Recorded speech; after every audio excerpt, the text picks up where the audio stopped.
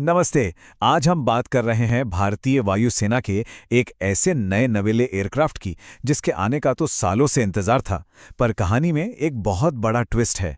सोचिए, एक ऐसा टैंकर प्लेन जो हमारी एयरफोर्स की रीढ़ की हड्डी बनने वाला था, लेकिन उससे जंग में जाने की इजाजत ही नहीं है। जी हाँ, आपने सही सुना। तो सवाल सीधा सा है, आखिर इंडियन एयरफोर्स ने एक ऐसा वॉरप्लेन लिया ही क्यों जिसे लड़ने से मना किया गया है? सुनने में यह थोड़ा अजीब है ना, लगभग बेतुका लगता है। लेकिन इसका जवाब एक बहुत गहरी और कह सकते हैं एक गंभीर मजबूरी में छिपा है। तो चलिए इस अजीब सी डील को समझने के लिए थोड़ा पीछे चलते हैं। पहले हमें उस बड़ी मुसीबत को समझना होगा जिससे हमारी एयरफोर्स सालों से जूझ रही थी। स्क्रीन पर ये नंबर देखिए, 2, सिर्फ 2। ये कोई मामूली आंकड़ा नहीं है, ये एक बहुत बहुत चिंताजनक हकीकत है। पता है ये क्या है?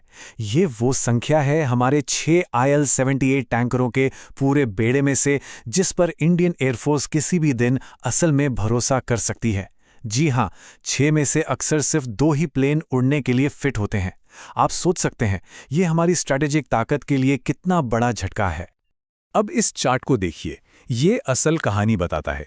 देखिए, एयरफोर्स का टारगेट क्या है कि उनके 80% टैंकर हर वक्त रेडी टू फ्लाई हों। लेकिन कड़वी हकीकत यह है कि असल में सिर्फ 35 से 45% ही अवेलेबल होते हैं। ये जो गैप है ना, टारगेट और रियलिटी के बीच, ये बहुत बड़ा और सच कहूं तो काफी खतरनाक है। तो सवाल ये है कि आखिर ये हालत हुई कैसे? देखिए, इसकी कई वजह हैं। पहली बात तो ये कि ये IL-78 प्लेन्स 2003 में आए थे, तो अब काफ़ी पुराने हो चुके हैं।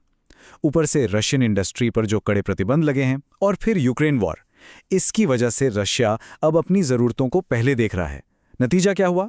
हमारे लिए इंजन और दूसरे ज़रूरी स्पेयर पार्ट्स की भारी कमी हो गई। इसे स्पेयर पार्ट स्टार्वेशन तक कहा जा रहा है, मतलब पुर्जों का अकाल पड़ गया है। और इसका सीधा असर हमारी ऑपरेशनल तैयारियों पर पड़ रहा है। सोचिए, हमारे पड़ोस में तनाव हमेशा बना रहता है और ऐसे में कई जरूरी मिशंस कैंसिल करने पड़ रहे हैं। हमारे सबसे बेहतरीन फाइटर जेट्स जैसे कि सुखोई 30 MKI, जो लंबी दूरी तक हमला करने के लिए जाने जाते हैं, वो इन टैंकरों की कमी की वजह से एक तरह से बंद रहे हैं, अपनी पूरी रेंज का इस्तेमाल ही नहीं कर पा रहे। लेकिन इस पूरे अंधेरे में उम्मीद की एक किरण दिखाई दी। सालों के इंतजार के बाद एक अमेरिकी लाइफलाइन भारत पहुंची। और ये है वो lifeline, Boeing KC-135 strato tanker. इसे एक अमेरिकी फर्म मेट्रिया मैनेजमेंट से लीज पर लिया गया है और ये अब इंडियन एयरफोर्स के आगरा बेस पर आ चुका है। और आपको बता दूं, ये प्लेन हमारे पुराने IL-78 के मुकाबले एक जबरदस्त अपग्रेड है। इसमें मॉडर्न ग्लास कॉकपिट है, ज्यादा एफिशिएंट CFM56 इंजन लगे हैं और सबसे बड़ी बात, ये एक साथ 2 फाइटर जेट्स को बहुत तेजी से और स्मूथली रिफ्यूल कर सकता है। तो हमारी एयरफोर्स के लिए जो इतने बड़े संकट से जूझ रही थी, ये सिर्फ एक राहत की सांस नहीं थी, ये एक संजीवनी बूटी की तरह था। सब कुछ बढ़िया लग रहा था, है ना? लेकिन जैसा अच्छी कहानियों में होता है, यहां भी एक चौंकाने वाला ट्विस्ट था। एक ऐसी शर्त जो छोटे अक्षरों में लिखी थी और जो पूरे खेल को ही बदल देती है। इस पूरी डील में बस एक छोटा सा पेज था, और वो पेज ये है, लीज एग्रीमेंट में एक आयरन क्लैड क्लॉज है, मतलब एक ऐसी शर्त जिसे तोड़ा नहीं जा सकता। और वो शर्त ये कहती है कि जैसे ही जंग जैसे हालात बनते हैं, इन KC-135 टैंकरों को तुरंत कॉम्बैट सपोर्ट मिशन बंद करने होंगे, और अगर जरूरत पड़ी तो भारतीय एयर स्पेस को छोड़कर वापस जाना होगा। सोचिए जरा। अब आप सब जरूर सोच रहे होंगे कि ये क्या बात हुई, ये कैसा सौदा है? और आपका सोचना बिल्कुल सही है। तो इस अजीब से फैसले के पीछे की क्यों को समझना बहुत जरूरी है। देखिए, ये डील किसी पोजीशन ऑफ स्ट्रेंथ से नहीं की गई थी। ये डील सरासर मजबूरी का नतीजा थी। असल में ये सौदा एक वेट लीज के तहत हुआ है। अब ये वेट लीज क्या होता है? इसका सीधा सा मतलब है कि अमेरिकी कंपनी मेट्रिया हमें सिर्फ प्लेन नहीं दे रही, वो प्लेन के साथ साथ उसका पूरा क्रू, उसकी मेंटेनेंस, उसका इंश्योरेंस, सब कुछ प्रोवाइड करा रही है। यानी प्लेन का पूरा कंट्रोल उसी अमेरिकन फर्म के पास है। अब जरा इस टेबल पे नजर डालिए, ये एकदम साफ कर देगा कि ये रास्ता क्यों चुना गया। देखिए, एक तरफ है ट्रेडिशनल तरीका, मतलब हम प्लेन खरीदें। इसमें क्या होता, सालों लग जाते। अमेरिकन कांग्रेस से अप्रूवल लो, फिर लंबी चौड़ी ब्यूरोक्रेसी, ऑफसेट नेगोशिएशंस, बहुत झंझट।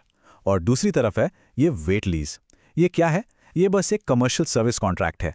इसने भारत को वो सारे राजनीतिक और ब्यूरोक्रेटिक चक्कर काटने से बचा लिया और कुछ ही महीनों में विमान हमारे पास थे।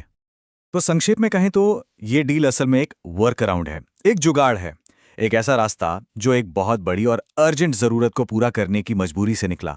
अपने पायलट्स को ट्रेनिंग पर वापस भेजने का यह सबसे तेज तरीका था। तो इन सब के बाद हम आज कहाँ खड़े हैं? ये जो स्थिति है, ये इंडियन एयरफोर्स के लिए एक ही समय पर राहत भी है और निराशा भी। चलिए देखते हैं कैसे। ये सिचुएशन आप कह सकते हैं एक दोधारी तलवार जैसी है। एक तरफ तो बड़ी राहत है कि चलो हमारे स्क्वाड्रंस को ज़रूरी ट्रेनिंग मिल रही है, पायलट्स मॉडर्न टैंकर उड़ाने का एक्सपीरियंस ले रहे हैं और लंबी दूरी के मिशन फिर से मुमकिन हो गए हैं। लेकिन सिक्के का दूसरा पहलू उतना ही निराशाजनक है कि जब असल लड़ाई का वक्त आएगा तो ये विमान किसी काम नहीं आएंगे। हमारी जो स्ट्रैटेजिक कमजोरी है वो जस की तस बनी हुई है। तो जाहिर है एयरफोर्स के अंदर भी इस डील को लेकर मिलीजुली फीलिंग्स हैं। एक तरफ खामोश राहत है कि चलो कम से कम ट्रेनिंग तो नहीं रुकी है, और दूसरी तरफ एक गहरी फ्रस्ट्रेशन है कि हमारे सबसे काबिल टैंकर जरूरत के वक्त जमीन पर ही खड़े रहेंगे। और ये सब हमें आज के सबसे बड़े और आखिरी सवाल पर लाके खड़ा कर देता है। जब हमारे सामने खतरा फुल टाइम है, 24 घंटे है, तो क्या उसका एक पार्ट टाइम सोल्यूशन काफी हो सकता है? ये एक ऐसा सवाल है जिसका जवाब भारत की आने वाली डिफेंस स्ट्रैटेजी की दिशा तय करेगा, और एक ऐसा सवाल जिसका जवाब फिलहाल किसी के पास आसानी से नहीं है।